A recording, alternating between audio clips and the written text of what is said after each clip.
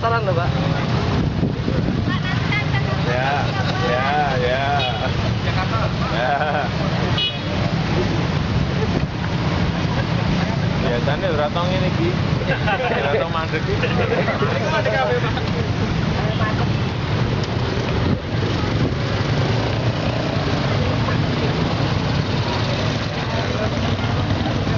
Apa gitu? Bapak dibilang capres setengah dewa. Hah? Bapak dibilang capres setengah dewa. Saya manusia biasa, makan nasi. Semua angka-angka itu menunjukkan Bapak kuat banget jadi presiden. Pak. Gimana? Apa? Semua angka-angka dari saya. Angka apa? Iya, survei. Sudah saya bilang bolak-balik nggak ngurus survei. Saya manusia biasa, makan nasi. Angkat jempolnya. Karirnya yang tidak terduga. Siapapun sudah pasti tahu siapa orang nomor satu di Indonesia. Menempati hierarki tertinggi pada eksekutif di pemerintahan, secara kapasitas berupa kewenangan dan kebijakan penuh lahir dari tangan beliau. Hak veto dan prerogatif, ya, tukang kayu dari kota Solo. Berpenampilan sahaja, bukan dari kalangan politikus awakan, golongan ningrat berdarah biru, konglomerat papan atas, apalagi selebritis. Tidak terduga sebelumnya telah menjadi orang terpenting di tanah air. 2 periode dilantik menjadi wali kota Solo, pernah mencicipi kursi gubernur DKI, meskipun tidak habis 1 periode, mengantar ke kursi presiden yang kini di periode kedua. Mungkin periode ketiga jika aturan berkata lain, tunggu saja tanggal mainnya.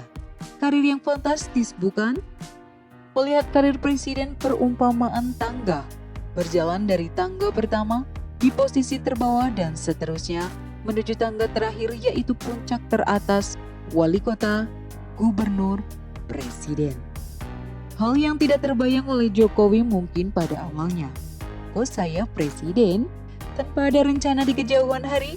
Nyana, waktu berkata lain dan fakta presiden ditampuknya.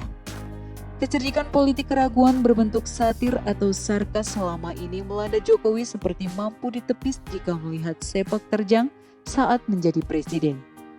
Asumsi Jokowi boneka, Jokowi pandai membangun image atau pencitraan, dan sebagainya, terbukti kiprah politik Jokowi telah melejit sebelum jadi presiden, bukan?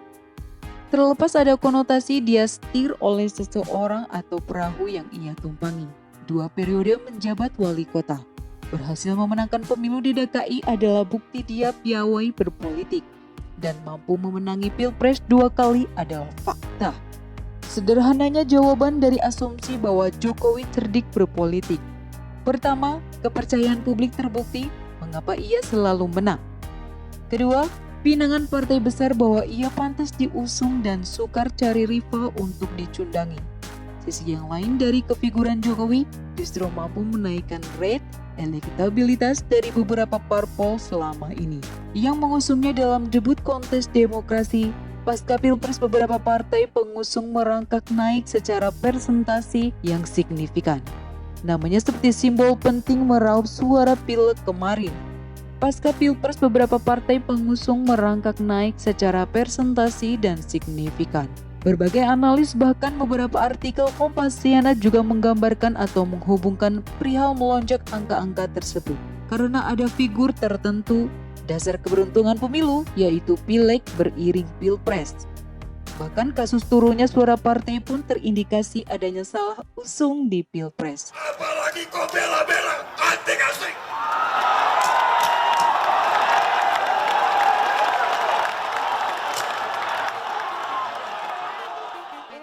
Kita memang harus tahan uji, harus tahan banting, harus kerja keras, harus berusaha.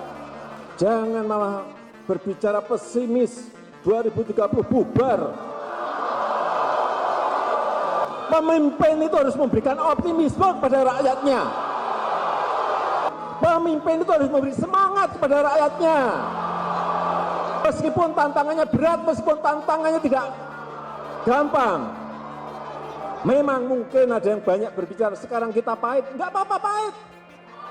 Memang mungkin kita susah nggak apa-apa. Tapi kita melihat bahwa ada titik yang sangat terang yang kita tuju. Merujuk dari sensi dan tensi Pilpres kemarin, publik pun berharap cemas. Dinamika politik yang tajam hingga menjalar di tataran akar rumput, bangsa ini seakan mau terpecah belah. Suasana politik yang jarang terjadi dari segi dampak bergesekan. Tetangga sebelah loh, gara-gara berbeda pilihan saat Pilpres. Isu-isu berkembang dari disintegrasi, makar, people power berkumandang di mana-mana. Jangan-jangan bangsa ini terancam bubar, perang saudara seperti bangsa luar. Mencemaskan. Kembali konteks ini, Jokowi jago berpolitik. Di tengah kencangnya angin menerpa pohon kelapa, melalui rekonsiliasi pun berjalan lancar. Kompetitor terberat dapat dirangkul dalam kabinet, membantu presiden menata bangsa, secara tidak langsung mampu meredam kecamuk yang berkembang. Terlepas apa itu tanggapan miring hasil rekonsiliasi pasca bergabung Prabowo ke koalisi Kabinet Kerja Jokowi Ma'ruf Amin. Persatuan dan kesatuan adalah yang terpenting, bukan? Daripada persepsi kekecewaan antara dua kubu berbeda sebelumnya, harmoni dan dinamisnya politik meski untuk dipahami oleh publik. Harus mampu melihat sisi baik atau buruknya. Stop berperilaku membabi buta dan tidak berkesudahan. Akur-akur wae lah. Fakta lainnya di penghujung tahun ini dengan adanya reshuffle kabinet beberapa hari yang lalu dan pasca penangkapan Habib Rizik Syihab membuka mata Jokowi pandai bermain peran. Pertama, penangkapan HRS, momen yang ditunggu selama ini. Siapapun telah tahu sepak terjang FPI yang terkadang memberikan warna kurang menariknya image pemerintah karena ulahnya. Seperti duri dalam daging, dibiarkan melonjak, tidak dibiarkan harus bergesekan, berimbuk kisruh. Penangkapan ini momen kepiawaian Jokowi. Irama pun dimainkan. Hal yang terkesan pembiaran selama ini. Toh, akhirnya tokoh teras FPI tersandung jerat hukum tanpa ada pergolakan yang wah seperti ditakutkan selama ini. Kedua, reshuffle kabinet. Pengumuman 6 menteri baru tampaknya di ujung tahun ada wajah-wajah populer mengisi pos kementerian. Sebut saja Sandiaga Salahuddin Uno. Ditunjuk menjabat menteri baru, Menteri Pariwisata dan Ekonomi Kreatif. Nah, publik menjadi tercengang. Ada 2 orang tahu lawan kemarin masuk kabinet, Prabowo Subianto Sandiaga Uno. Capres-cawapres viral kemarin masuk di kabinet. Bak ada matahari kembar di pemerintahan berdekapan. Wajah rindu tersemat semoga Indonesia berjaya dan penuh harmoni. Yups, inilah politik yang mesti dipahami publik. Tidak ada lawan abadi dalam catur politik.